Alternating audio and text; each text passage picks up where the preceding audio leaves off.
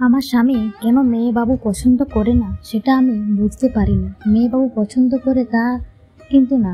উনি আমার বড় মেয়ে রাত্রিতে দুনিয়াতে আসার পরে উনি অনেক খুশি ছিলেন, কিন্তু পরপর দুইটা মেয়ে আরেকটা কিছুদিন পরে দুনিয়াতে আসবে, হয়তো উনি আর আগের মতো খুশি হতে পারেন না।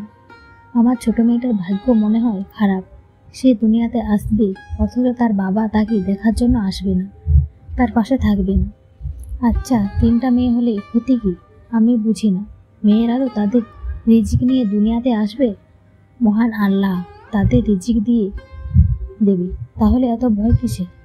আমরা তো 5 বোন ছিলাম, কখনো আমার বাবার মুখে হায় হতাশ শুনি নাই। বাবা সবসময় ভাবতেন তার ঘরে 5 জন রানী আছেন। আসলে পৃথিবীর সব পুরুষ এক তো আর হয় না। এইদিকে ধীরে ধীরে বড় হচ্ছে আমার ছোট্ট মেয়ে। রাত্রি মেয়েটা বাবা বাবা করে প্রায় সবসময় কান্নাকাটি করে। যদিও সে বাবার আদর পেয়েছে, তাই তার বাবাকে ভালোবাসা তাকে দেখার জন্য মন ছটফট করে। আমার স্বামী তার মেয়েদের সাথে ফোন কথা বললেও আমার সাথে তেমন একটা কথা বলতে চায়নি। কেউ একজন বলেছিল, স্ত্রীকে কোনো রকমে শাস্তি দিতে চাইলে তাহলে তার সাথে কথা বলা বন্ধ করে দাও, তাহলে দেখবে এটা পৃথিবীর সবচেয়ে বড় নীরব শাস্তি। এই শাস্তি শরীরের কোনো দাগ বসে না, তবে প্রায় সব নিঃশ্বাস বন্ধ হয়ে আসতে চায়। আমার তো মনে হয় আমার স্বামী আমাকে এই কষ্ট দিচ্ছে তাকে একটা ছেলে সন্তান দিতে পারিনি, তাই আমার এবারও মেয়ে সন্তান হবে।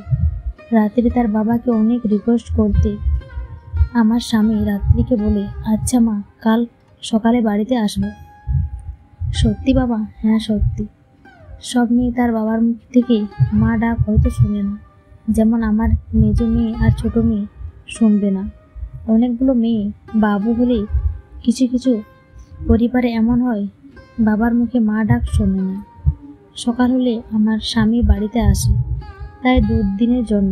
প্রতিবার আসার সময় উনি আমার পছন্দের খাবার ফুচকা নিয়ে আসতো, তবে এবার নিয়ে আসেনি। তবে আমি খুশি আমার স্বামী আসছে তাতে। আমার স্বামী ফোন রেখে বাথরুমে গেলে তখন তার ফোনটা বেজে উঠল। স্ক্রিনে সুন্দর করে লেখা, মাই হার্ট আরশি। আরশির নামটা দেখে আমার নিঃশ্বাস প্রশ্বাস কেমন যেন থমকে গেল। ও আমার চাচাতো বোন হয়ে আমার এত বড় ক্ষতি করছে, এই জন্য কাজিনদের সাথে স্বামীকে বেশি মিশতে দেওয়া ভালো না। আশ্রিন যখন আগের স্বামীর সাথে ডিভোর্স হয়ে গেছে, তখন এই সুযোগে আমার স্বামীকে বিয়ে করে না। আশ্রিন ইচ্ছা করলে অন্য ছেলেকে বিয়ে করতে পারত, কারণ সে সুন্দর, শিক্ষিত, ভূমি অফিসে জব করে। কিন্তু সে আমার চাচাতো বোন হয়ে আমার ক্ষতি করল। তবে আমি মন থেকে দোয়া করি আরশি যেন আমার স্বামীর মনের আশাটুকু পূরণ করি। আমার স্বামীর বংশের প্রদীপিনী একটা ছেলেবাবু জন্ম দেয়। 2 দিন শেষ হয়ে গেল। আমার স্বামী চট্টগ্রাম চলে যাওয়ার জন্য রেডি হচ্ছে। আমি আমার স্বামীকে বলি, আর কিছুদিন থাকতে পারবে না? না, কাজ আছে দোকানে। কিন্তু কেন? আমি প্রেগনেন্ট, কিছুদিন পরে আমার মেয়ে দুনিয়াতে আসবে। এই সময় আপনার ভরসা আমার অনেক দরকার, কারণ আপনি ভরসা দিলে আমার ভয় লাগে না। আমার স্বামী মেয়ের কথা শুনে চোখ মুখ লাল হয়ে গেল রাগে।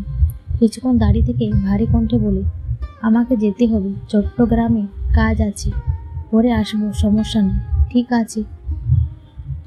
কি জানি আমার স্বামী আমার ছোট্ট মেয়েকে দেখার জন্য আসে কি না।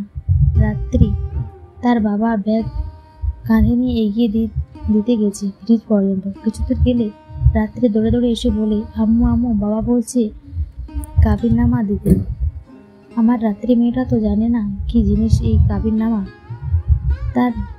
তার বাবা এই কাবিননামা দিয়ে কি করবে সেটা যদি জানতো, তাহলে জীবনে আমার মেয়ে তার বাবার হাতে কাবিননামা দিত না।